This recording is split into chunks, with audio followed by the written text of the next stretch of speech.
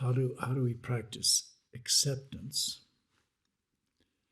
and also at the same time turn on unlimited friendliness, empathetic joy, and so forth like that, when we're just accepting as we are at this moment, and then suddenly I have to be friendly.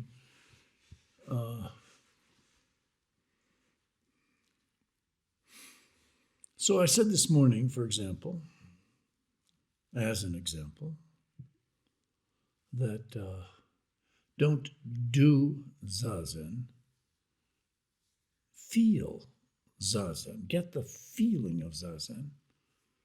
And the feeling of Zazen is not contained in the doing of Zazen. The doing of Zazen is contained in the concept of doing. So when you're not doing Zazen, the feel of Zazen isn't there. Now, one of the instructions in monastic life is don't look around. And it's always seemed kind of one of the funny ones. You in Tangaryo, for example, or sitting, if something happens, somewhere, you don't look around. And newcomers often look around and, oh, what's that over there? Even look around at their own sitting, But as soon as you look around, you're in a conceptual discursive reality. It's like when you can't sleep at night, it doesn't help to look at the clock, because looking at the clock activates it's 50% of the brain is involved with visuality, so visual processes. And so, you start being in the visual conceptualizing part of the brain. Now, if you want to practice transformative Zazen, transformative Zen, you, as much as possible, the one way to enter into transformative Zen is to pay attention to entry points, to pay attention to reference points. So you begin, you just notice, what is if we're going to practice noticing is rooted in or defined by appearance. So if you're going to be an adept practitioner, you've got to get to the point where your world is triggered by appearance. Well, what I'm talking about mostly in this Teisho is feeling. Now, I could try to create a new word other than feeling, but I've decided that feeling has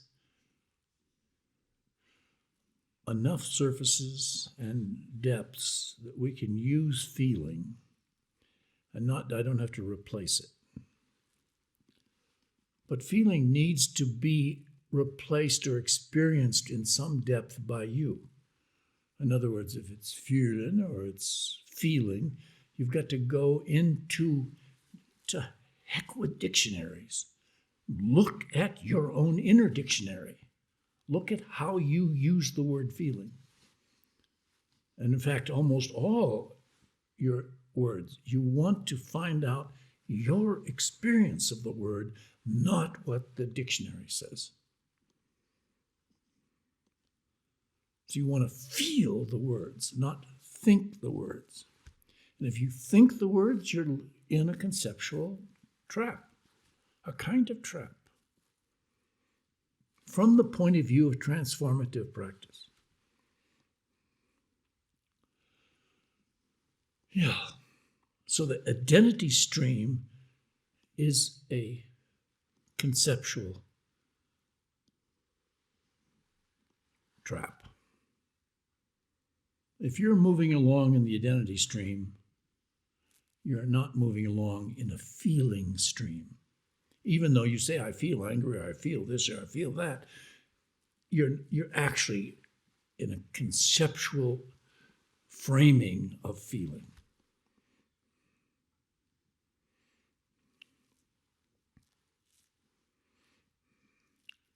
Yeah.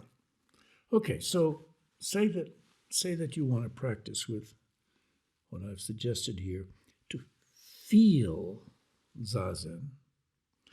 Know the feeling of Zazen, which isn't limited to the posture of Zazen. And if you can't enter into the feel of Zazen, you can't let Zazen do you.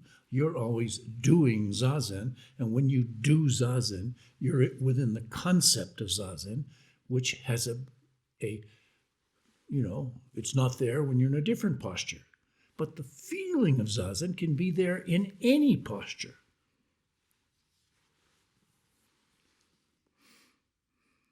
So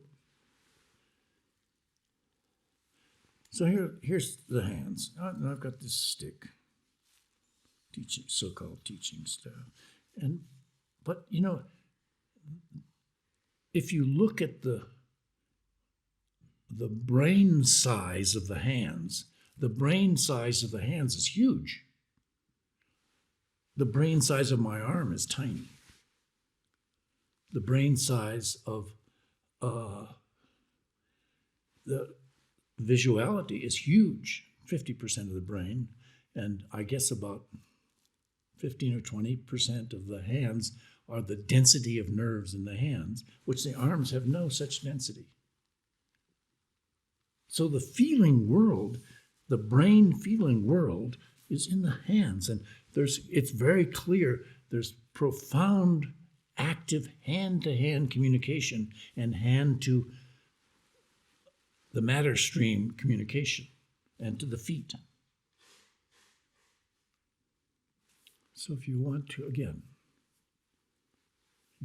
explore entering the feel of Zazen and letting Zazen do you, show you what it knows, your body knows a heck and hell of a lot more than you do. It knows how to run the lungs and the heart and the blood and the chemistry of the body and so forth. It's doing that fine. And it can also bring that intelligence into your Zazen if you let it and don't sort of look around. What is this Zazen? No, you've got to let it happen. That's acceptance, letting it happen. Noticing appearance. And appearances are tiny all the time. They're not just big conceptual identity categories.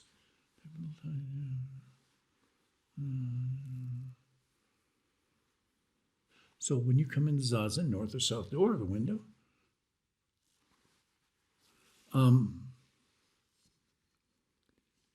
you feel your shoes coming off. You feel yourself stepping into the room. No, you don't feel yourself stepping into the room. You feel the materiality, the actioning, the actionalizing. So you're actionating or actionalizing or actioning. So you move in the field of actioning, which brings attention out of the identity stream into the matter stream. You're actioning your way through the Zendo. And when you sit down on your cushion and you begin to take your posture, you feel how your posture, as soon as you cross your legs, as soon as you move your hands, begins to change the feel of what's going on. It takes you out of the identity stream. The captivating and capturing, if you know the difference between captivating and capturing, captivating is that person is very captivating. I would like to look at him or her, etc. No, so it's captivating and capturing identity stream. And now you're just, there's something happening here. I don't know what's happening here, but I feel. Zazen, the posture is evolving a feeling. We're evolving Zazen. We're evolving Buddhist practice in our actioning.